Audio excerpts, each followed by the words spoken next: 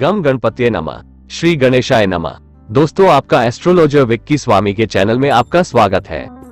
आज हम चर्चा करेंगे वीडियो में कि श्री गणेश जी की प्रतिमा का विसर्जन क्यों किया जाता है, विसर्जन विधि क्या है, क्या गणेश विसर्जन सही है। आज से लगभग 100 वर्ष पूर्व श्री बाल गंगाधर तिलक जी ने अंग्रेजों के विरुद्ध सभी भारतीयों को एकजुट करने के लिए इस उत्सव को आयोजित किया था। बाद में यह पूरे राष्ट्र में धीरे धीरे मनाया जाने लगा। प्रिय दर्शकों, यदि आपने मेरा चैनल सब्सक्राइब नहीं किया है तो आप सब्सक्राइब कर दें, साथ ही बेल आइकन पर बटन दबा दें। स्किप करके न देखें, नहीं तो आप बहुत कुछ खो सकते हैं। वीडियो को पूरा देखें जिससे आपको भविष्य में मेरे बनाए गए चैनल से फायदा मिल सके। गणेश जी की प्रतिमा का विसर्जन क्यों किया जाता है? धार्मिक ग्रंथों के अनुसार श्री वेदव्यास जी ने महाभारत की कथा गणेश चतुर्थी से 10 दिनों तक गणेश जी को सुनाई थी, जिसे गणेश जी ने लिखा था।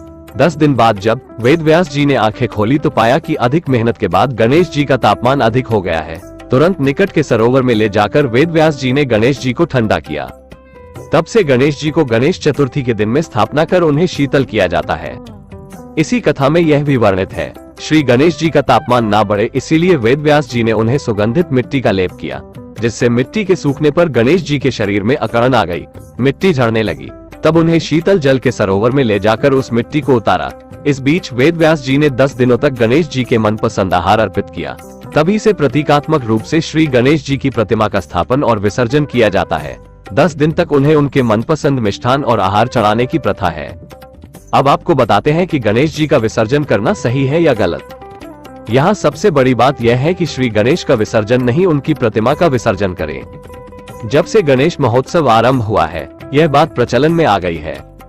हम भी श्री गणेश की प्रतिमा बोलने, कहने या लिखने के स्थान पर सीधे श्री गणेश के नाम का इस्तेमाल कर रहे हैं, जैसे मिट्टी के गणेश, इको फ्रेंडली गणेश, या श्री गणेश को कैसे विराजित करें या उनको कैसे विसर्जित करें। तकनीकी तौर पर यह गलत माना जाना चाहिए।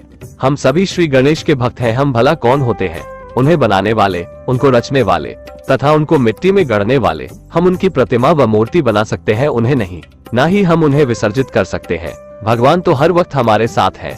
ऐसे कैसे कर सकते हैं? इस सृष्टि के निर्माता का निर्माण हम कर सके। दूसरी बात विसर्जन की है। क्या हम अपने घर के बुजुर्गों को घर में रखकर वापस जाने को कहते हैं? नहीं। फिर हम पालनहार गणेश जी को कैसे विदाई दे सकते हैं? प्रतीकात्मक रूप से उनकी प्रतिमा का विसर्जन कहा जाए तो यह उचित होगा। श्री गणेश तो हमारे देवता है। हम उन्हें ना ही स्थापित कर सकते हैं, ना ही हम उन्हें बना सकते हैं और ना ही हम उनका विसर्जन कर सकते हैं। हम उनकी प्रतिमा निर्मित, स्थापित और विसर्जित कर सकते हैं। मीडिया में प्रचलित पंक्तियां, श्री गणेश को विदा किया, मिट्टी के गणेश बनाना सीखे, श्री गणेश को स्थापित किया, जैसे वाक्यों के स्थान पर श्री गणेश जी की प्रतिमा को विदा किया, श्री गणेश जी की प्रतिमा को बनाना सीखे, गणेश प्रतिमा स्थापित की गई, जैसे वाक्यों का प्रयोग होना चाहिए। अब हम आपको बताते हैं गणेश जी की मूर्ति का विसर्जन कैसे करें। 10 दिन तक गणेश प्रतिमा हमारे घर में विराजित रहे। अब उनकी विदाई होगी। 10 दिन तक गणेश जी को प्रसन्न करने के लिए हर प्रकार के जतन किए जाते हैं। उन्हें तरह तरह का भोग लगाया जाता है। उनकी पूजा अर्चना की जाती है। कहीं कहीं श्री गणेश जी को 1.5 दिन, 3 दिन, 5 दिन और 7 दिन रखते हैं। अब बारी आ रही है कि उनकी विदाई कैसे की जाए। परंपरा के अनुसार श्री गणेश जी की प्रतिमा की विदाई इस तरह की जानी चाहिए, जैसे हमारे घर का सबसे प्रिय सदस्य यात्रा पर निकले तो हम उसके साथ व्यवहार करते हैं। सबसे पहले 10 दिन या जितने दिन के लिए आपने श्री गणेश जी की प्रतिमा को स्थापित किया है, इतने दिन उनकी आरती पूजन अर्चना करें तथा विशेष प्रकार के प्रसाद का भोग लगाएं। अब श्री गणेश का स्वास्तिक वाचन करें। अब एक स्वच्छ पट्टा ले, उसे गोमूत्र या गंगाजल से पवित्र करें। घर की स्त्री उस पर स्वास्तिक बनाए, उस पर अक्षत रखें, उस पर लाल, पीला या गुलाबी रंग का वस्त्र बिछाएं। पट्टे पर कुछ गुलाब के फूल रखें, साथ में पट्टे के चारों कोनों पर सुपारी रखें। अब श्री गणेश जी की प्रतिमा को स्थापित स्थान से जय घोष के साथ उठाएं और इस पट्टे पर विराजित करें।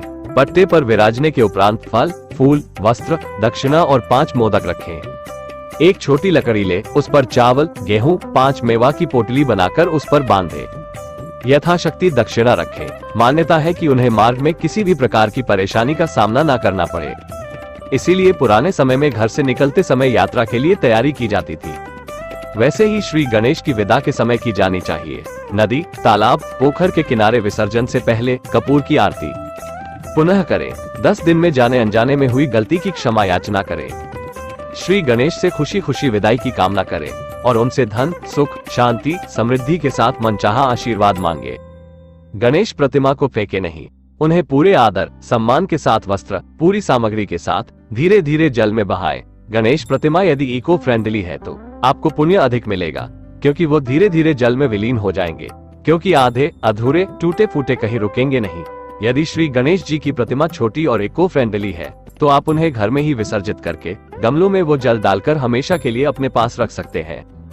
मैं उम्मीद करता हूँ आपको दी गई जानकारी आपके लिए उपयोगी सिद्ध होगी। साथ ही इस वीडियो के साथ संकल्प करें कि गणेश जी के प्रयोग होने वाले शब्दों का ध्यान रखेंगे, श्री गणेश जी की प्रतिमा का विसर्जन कहेंगे।